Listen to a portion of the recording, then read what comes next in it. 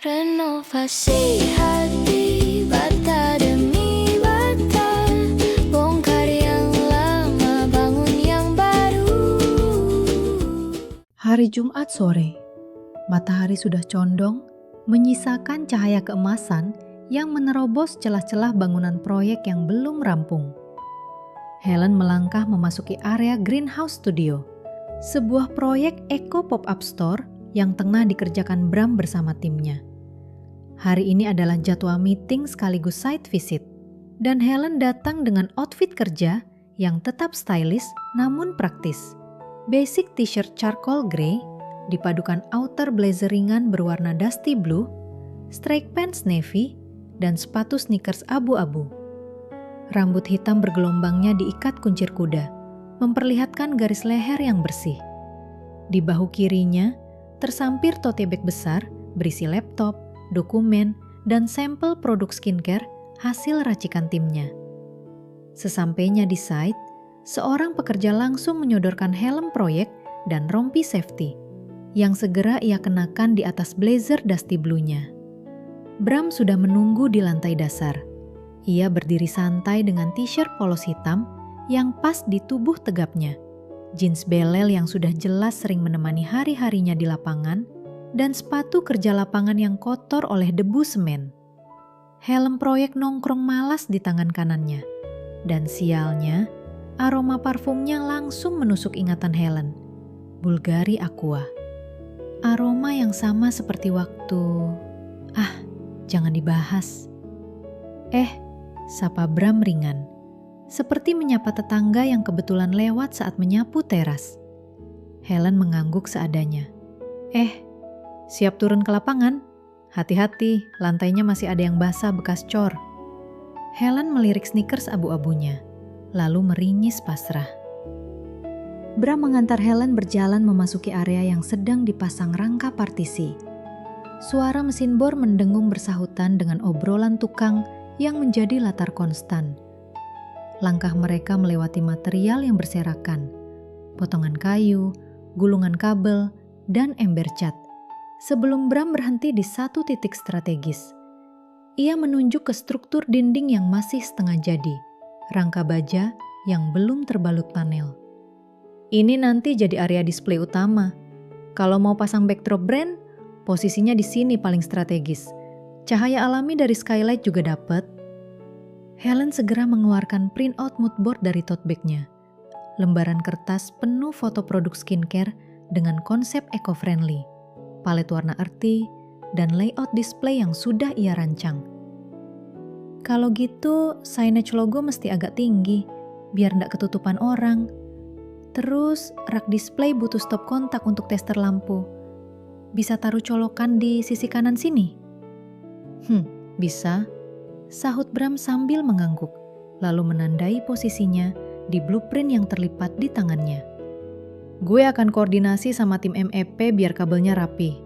Tapi colokan jangan terlalu banyak, tetap harus sesuai konsep eco. Mereka lanjut ke area kecil di pojok ruangan. Helen mengeluarkan sampel botol skincare dummy dari tote bag, menaruhnya di atas papan kayu seadanya. Ia jongkok, mengeluarkan meteran kecil, dan dengan serius mulai mengukur tinggi yang ideal untuk rak display. Kalau tinggi rak segini, pengunjung gampang lihat produk, tapi jangan sampai anak kecil bisa tarik botolnya jatuh. Bram memperhatikan Helen yang jongkok sambil mengukur dengan teliti. Seulah senyum tipis terukir di bibirnya. Senyum yang tidak Helen lihat. Lo lumayan detail juga ya. Padahal biasanya marketing mikirnya cuma branding besar-besaran. Helen menoleh cepat, setengah tersinggung, tapi diam-diam tersanjung. Maaf ya, gue kan project officer juga. Jadi harus mikirin detail teknis. Bram menatapnya, lalu menjawab dengan nada yang lebih lembut dari biasanya. Enggak, gue serius. Bagus. Brand lo beruntung punya project officer yang peduli sampai ke milimeter. Helen terdiam. Jemarinya yang memegang meteran membeku sejenak. Lalu, dengan gestur yang terlalu cepat untuk terlihat natural, ia pura-pura sibuk mencatat di buku kecilnya, menyembunyikan wajahnya yang memerah. Meeting itu berlangsung singkat, tak sampai 1 jam. Helen memasukkan kembali sampel botol skincare ke dalam tote bag. Bajunya kini sedikit berdebu, sneakersnya bernoda semen. Tapi wajahnya justru terlihat segar. Kulitnya memerah karena panas, dan titik-titik keringat menghiasi pelipisnya. Oke, beres ya. Gue masih punya waktu kabur buat dinner sushi all you can eat. Kata Helen sambil menulis catatan akhir di buku kecilnya. Untuk display utama di lantai dasar sudah clear, tinggal signage dan pencahayaan. Bram mengangguk. Lalu pandangannya beralih ke arah tangga proyek besi yang curam dan berdebu di ujung ruangan. Masih ada satu area lagi yang harus lo lihat. Lantai 3, Experience Zone. Itu bakal jadi tempat workshop mini kan? Bagusnya dicek sekarang, mumpung di sini, sekalian kasih masukan. Helen mengikuti arah pandang Bram. Tangga besi itu terlihat menakutkan. Curang, tanpa pegangan yang memadai, dan berselimut debu proyek. Naik tangga itu? Gak ada pegangannya. Bram tertawa ringan. Kan bisa pegangan sama gue. Jantung Helen tersedak. Panik. Kita pakai hoist aja. Lanjut Bram sambil menunjuk lift proyek di ujung ruangan. Lebih aman, lebih cepat. Helen menarik napas lega. Well, sedikit lega. Lalu mengangguk. Lift itu berupa kerangka besi terbuka dengan pintu jaring kawat, khas material hoist proyek. Bram menahan pintu, mempersilakan Helen masuk lebih dulu. Helen melongo pelan ke dalam lift, ragu. Serius nih kita naik ini? Kayak kerangkeng burung. Bram tertawa pelan, melangkah masuk ke dalam lift di belakangnya. Pilih naik tangga atau naik ini? Tenang aja Hel, setiap hari pekerja naik ini, aman kok. Gue bareng lo, gak usah takut. Lift mulai bergerak naik dengan suara berderak-derak yang membuat Helen menahan napas setiap kali kerangka besi bergetar. Begitu sampai di lantai 3, pintu jaring terbuka dan Bram mempersilakan Helen keluar. Di hadapan mereka terbentang area Experience Zone, sebuah ruangan luas yang masih setengah jadi, dipenuhi rangka partisi baja dan kabel-kabel yang menggantung dari langit-langit seperti sulur-sulur tanaman mekanik. Bram menunjuk ke sudut ruangan. Di sini nanti lokasi untuk workshop. Kalau mau bikin station coba skincare, lightingnya bisa dari arah ini, biar wajah pengunjung kena cahaya natural. Helen berkeliling ruangan dengan langkah hati-hati, memekik sekali saat kakinya menginjak bilah kayu yang melintang di lantai. Tapi setelah menyeimbangkan diri, ia justru tersenyum puas melihat potensi ruangan ini. Bisa taruh bench di sini dan di situ, biar orang bisa duduk santai, menikmati suasana nyaman dan hijau sambil ngopi. Setelah semua jadi, gue perlu memastikan warna cat semua sesuai mood board. Gue nggak mau warnanya beda sedikit pun. Siap Tuan Putri? Sahut Bram sambil tertawa jahil, lalu menundukkan tubuhnya dalam gerakan menghormat yang berlebihan, bak pelayan kerajaan. Helen menahan senyum geli. Bram kembali mencatat beberapa hal di blueprintnya, lalu mengangguk.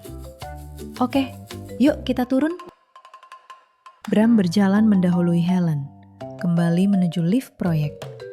Pintu jaring kawat ditutup, dan lift mulai bergerak turun. Helen masih belum sepenuhnya nyaman berada di dalam lift abal-abal ini. Jari-jarinya mencengkeram tali pengaman di sisi kerangka besi, dan matanya berusaha fokus ke depan, bukan ke bawah. Lalu tiba-tiba, krek! Lift berhenti dengan entakan kecil yang menyentak seluruh tubuh Helen. Lampu indikator meredup, berkedip lemah, lalu nyaris mati. Kerangka besi berderit pelan, seolah mengeluh. Helen membeku. Tangannya langsung dingin. Napasnya pendek dan cepat. Acrophobia mode on. Sepenuhnya, tanpa ampun. Bram! Pekik Helen. Suaranya meninggi tajam, memecah keheningan lift. "Kenapa berhenti? Jangan bilang ini mau jatuh." Bram dengan ketenangan yang nyaris menyebalkan, meraih bahu Helen dengan pelan dan merangkulnya sejenak. Hangat, kokoh, seolah mengatakan tanpa kata bahwa semuanya akan baik-baik saja. "Enggak, hoist ini punya brake otomatis. Kalau mati listrik, ya ngelok. Jadi nggak mungkin jatuh, aman." Lalu ia melepas rangkulannya, yang membuat Helen merasakan jantungnya berhenti untuk sepersekian detik yang berbeda dari panik, dan langsung mengambil HT di pinggang, menekan tombol. "Pak Jaya, di sini Bram. Hoist A stuck di lantai 23. Ada orang di dalam. Tolong panggil teknisi sekarang." Suara pekerja menjawab dari HT, memastikan bantuan segera datang. Bram menoleh ke Helen, yang wajahnya nyaris transparan, saking pucatnya. "Hei, tarik napas dulu. Lihat aku, jangan lihat ke bawah. Anggap aja kita lagi berhenti di balkon." "Aku." Bram bilang aku, bukan gue. Dan entah mengapa, kata sependek itu membuat Helen tambah membeku di tempatnya. Tapi kali ini bukan karena takut. Teknisi tak kunjung datang. Semenit terasa seperti seminggu di dalam kerangka besi yang menggantung ini. Bram memecah kesunyian yang baru berusia 3 menit. Tapi terasa seperti keabadian. Untung gue di sini ya. Kalau lo sendiri, ntar lo bisa live IG, cewek kerepotan di lift eco-friendly. Jujur, bercandaan Bram cukup menenangkan. Seperti selimut hangat di ruangan yang terlalu dingin. "Oke, tenang. Gue punya cara," kata Bram. "Apa? Lo punya pesawat pribadi yang bisa jemput kita sekarang?" Tukas Helen masih setengah panik. "Enggak sih, meski itu ide menarik. Ayo main game, 10 fakta nggak penting." Helen melotot. "Game? Serius? Gue nyari si hiperventilasi dan lo ngajak main?" "Justru itu, main 10 fakta nggak penting. Lo bilang 1 fakta random tentang diri lo. Terus gue bales. Kita main sampai lift nyala lagi. Deal?" Helen mengerutkan kening, tapi kepanikannya perlahan mereda, digantikan oleh rasa penasaran dan sedikit kesal yang familiar setiap kali berhadapan dengan Bram. "Gak penting banget." "Exactly, it works. Lo mulai." Helen geleng-geleng, tapi akhirnya menyerah. "Oke, fakta gak penting. Gue cuma bisa tidur kalau pakai kaos kaki." Bram tertawa pendek. "Random banget. Oke, giliran gue. Gue bisa makan Indomie rebus tanpa kuah. Jadi kayak mie setengah rebus, setengah kering." Helen refleks tertawa. Tawa pertamanya sejak lift berhenti. "Ih, itu makanan apa percobaan kimia?" "Lo nggak ngerti seni kuliner eksperimental." Dan begitu saja, permainan dimulai. Udara di dalam lift rasanya sedikit lebih ringan. Fakta-fakta mengalir semakin absurd. Bram mengaku bisa jongkok 3 menit tanpa pegal.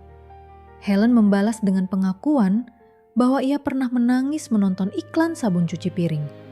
"Mamanya kerja keras, Bram. Cuci piring segunung." Gue kebawa emosinya. Yang membuat Bram tertawa lepas hingga suaranya menggema di kerangka besi. Bram membalas dengan fakta ketiga. Ia pernah jatuh dari motor gara-gara mengejar tukang sate. Helen terbahak. "Astaga, dasar tukang makan." Setiap fakta yang terungkap makin tidak masuk akal. Tapi efeknya nyata. Helen mulai bisa bernapas lebih tenang. Tangan yang tadi dingin membeku, kini sudah tidak terlalu gemetar. Fakta ketiga, gue suka Backstreet Boys, ungkap Helen. Bram menyeringai nakal. Ya elah, itu gue udah tahu. Nana pernah spill loh karaoke I Want It That Way jam 2 pagi. Gue jaga-jaga, gue hafal liriknya. Biar kalau kita terjebak selamanya, ada soundtrack. Helen menutup wajahnya dengan kedua tangan. Please no.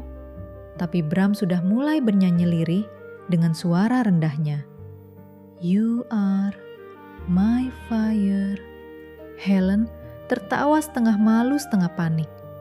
Tawa yang bergema di dalam kerangka besi, memantul di antara jaring kawat. Dan entah bagaimana, membuat lift yang terjebak ini terasa seperti tempat paling aman di dunia. Beberapa fakta random lagi berlalu. Bram ternyata bisa memutar lidah. Helen mengaku suka merendam kerupuk di kuah soto.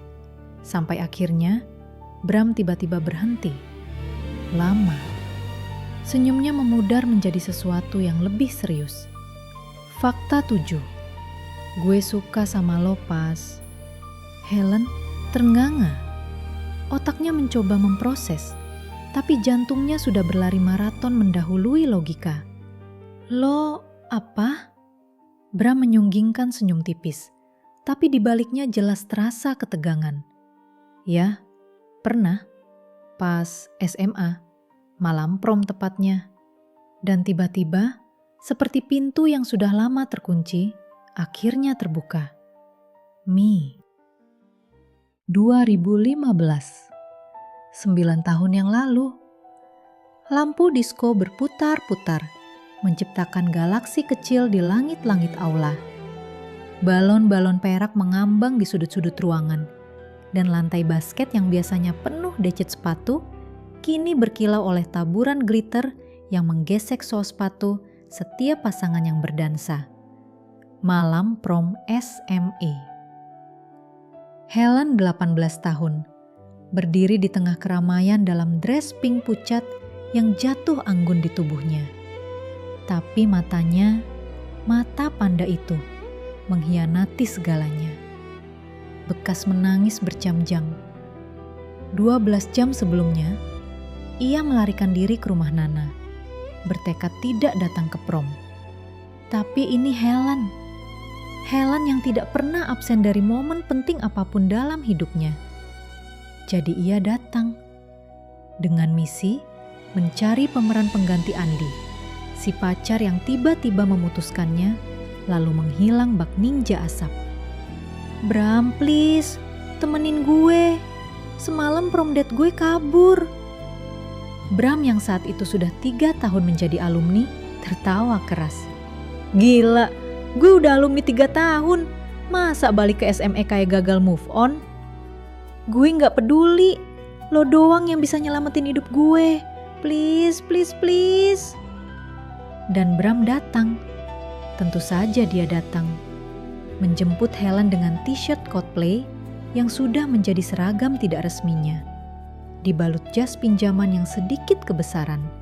Jeans hitam dan sneakers belel. Rambutnya disisir rapi, sebuah upaya langka. Tapi begitu mereka tiba di venue, sosok Bram berhasil mengunci pandangan cewek-cewek di hall basket itu. Fix ganteng. Hanya Helen yang melihatnya sebagai kakaknya Nana, partner in crime-nya sepanjang SMA. Tidak lebih. Suasana hati Helen membaik perlahan. Celetukan dan komentar-komentar iseng Bram membuatnya cekikikan sepanjang pesta. Melupakan Andi, melupakan mata pandanya. Dan tibalah saatnya slow dance. Lampu berubah remang-remang, menyisakan hanya lingkaran-lingkaran cahaya lembut yang berputar malas di lantai. Musik berganti. Backstreet Boys versi akustik. Lembut dan menyayak. 2 menit terasa seperti dunia yang menyusut hingga hanya tersisa 2 orang. Wajah mereka hanya berjarak 2 senti. Helen menatap Bram. Tubuh mereka bergerak pelan mengikuti irama lagu. Langkah kecil yang hampir tak terlihat. Helen menghirup aroma Bulgari Aqua yang menguar dari leher Bram. Aroma yang perlahan, tanpa izin, mulai menjajah perasaannya. Mereka terus saling menatap. Genggaman jemari Helen di tangan Bram makin erat. Wajahnya makin mendekat, perlahan seperti ditarik oleh gravitasi yang tak bisa dilawan. Bibirnya nyaris menyentuh bibir Bram. Sepersekian detik, Bram memundurkan wajahnya. Ada celkit sakit di dada Helen. Tajam, kecil, tapi dalam. Masih dalam posisi slow dance, Bram mendekatkan bibirnya ke telinga Helen dan berbisik. "Sorry Hel, gue gak bisa. Sorry, lo sahabat Nana. Dan gue lagi sama orang lain." Perih, malu, kacau. Malam itu berakhir dalam canggung yang menyakitkan. Jenis canggung yang tidak bisa diperbaiki dengan tawa atau candaan. Kembali ke hari ini, dunia nyata. Di dalam lift rusak yang menggantung di antara lantai 2 dan 3, memori prom itu memudar. Dan Helen kembali menatap Bram yang duduk di hadapannya. Bukan lagi pemuda 22 tahun dengan jas kebesaran, tapi pria 31 tahun dengan t-shirt hitam berdebu dan tatapan yang terlalu jujur. "Come on, gak mungkin lo suka gue," kata Helen. Suaranya lebih pelan dari yang ia inginkan. Bram mengangkat bahu. Ekspresinya sulit dibaca. Campuran antara santai yang dipaksakan dan ketulusan yang tak bisa disembunyikan. "Fakta gak penting kan? Gue bilang tadi, udah lama banget. Relax." Tapi matanya jelas-jelas berkata lain.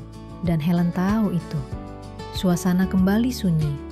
Hanya bunyi lift yang sesekali berderit mengisi ruang di antara mereka.